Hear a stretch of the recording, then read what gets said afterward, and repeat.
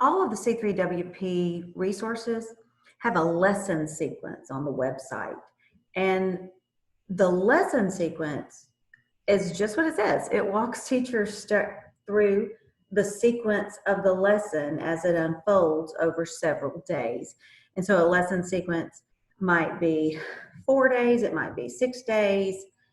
Typically they're 4 to 6 days.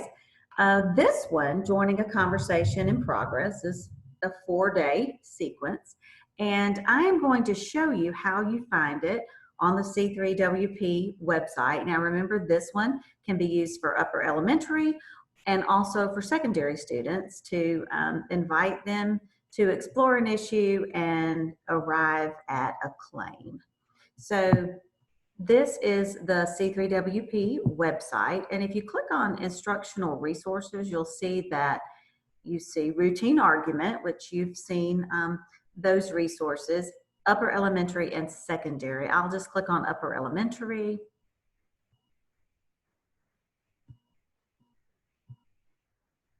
And you can scroll down and download the resource guide.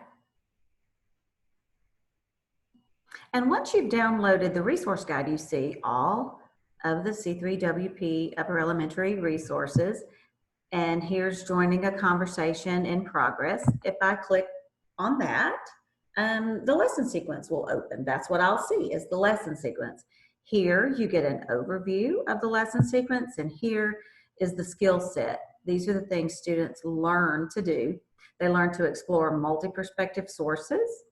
They learn to introduce a claim that emerges as they read and write across the sequence of lessons, and they write and revise a claim throughout becoming informed about an issue. So I'm not going to open it because I want to go back and show you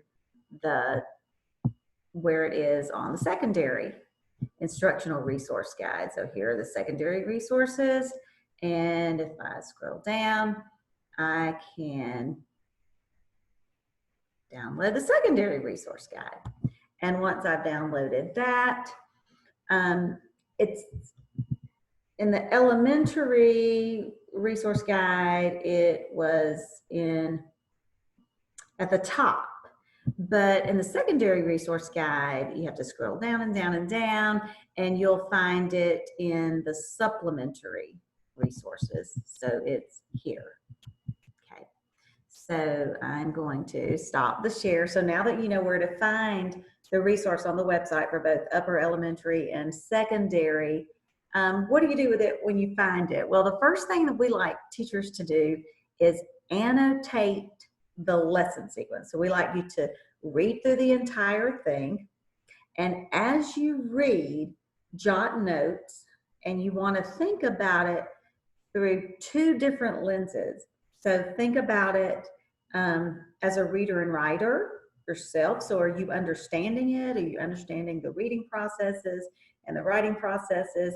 And then think about it as a teacher, and think about where your students might struggle, where you might struggle instructionally. There are things that I personally am always uncomfortable doing with students because it can get messy and might be hard to manage in the classroom. And so I always want to watch how somebody else manages an unwieldy type learning experience, maybe where students are walking all over the room, and it seems like as the teacher I have to juggle a lot of balls with that. It might feel uncomfortable. So mark places where the students might struggle, mark places that might be tricky for you as the teacher. So you're looking at it through 2 lenses, student lens, teacher lens.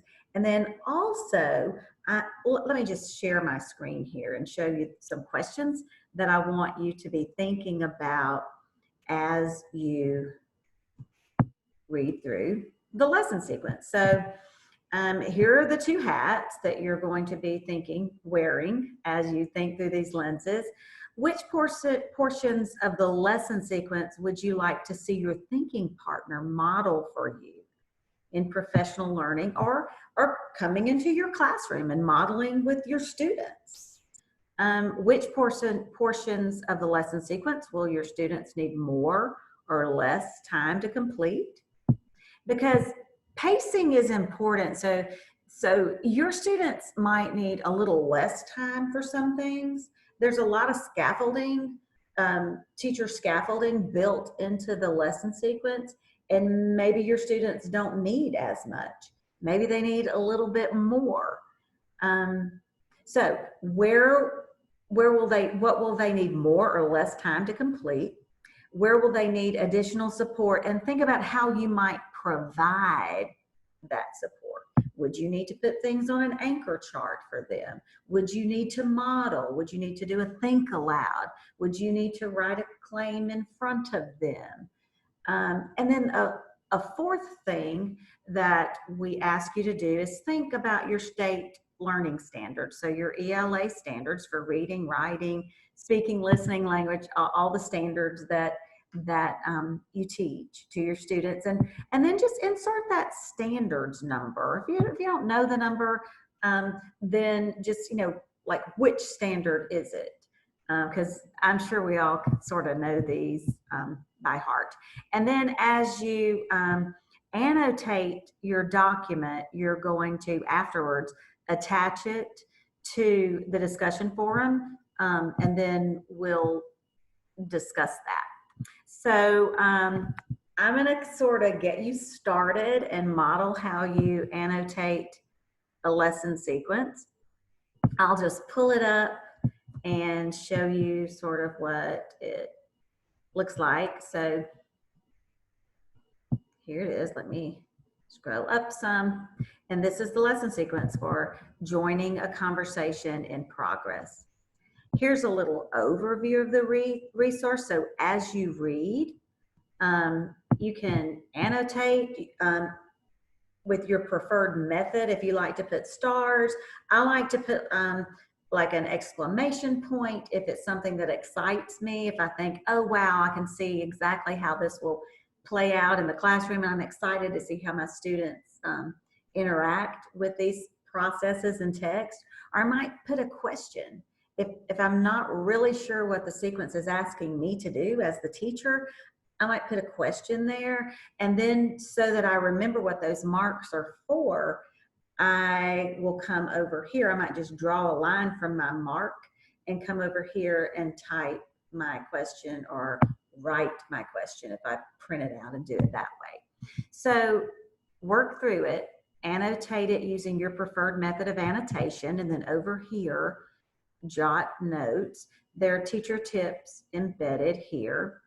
So overview here, jot notes here, and then as you keep scrolling down, here are the skills your students will be interacting with. They'll be exploring multiple perspectives on civilian use of drones, and then they'll introduce a claim, and they'll write and revise that claim as they become more and more informed about this public issue. These are links. This is a link to the text set your students will use. You may want to print a copy of that for each student, or you may want to give them a digital copy. However, that's your choice as a teacher. Your students will be using writer's notebooks, and again, those might be physical notebooks or they might be digital documents.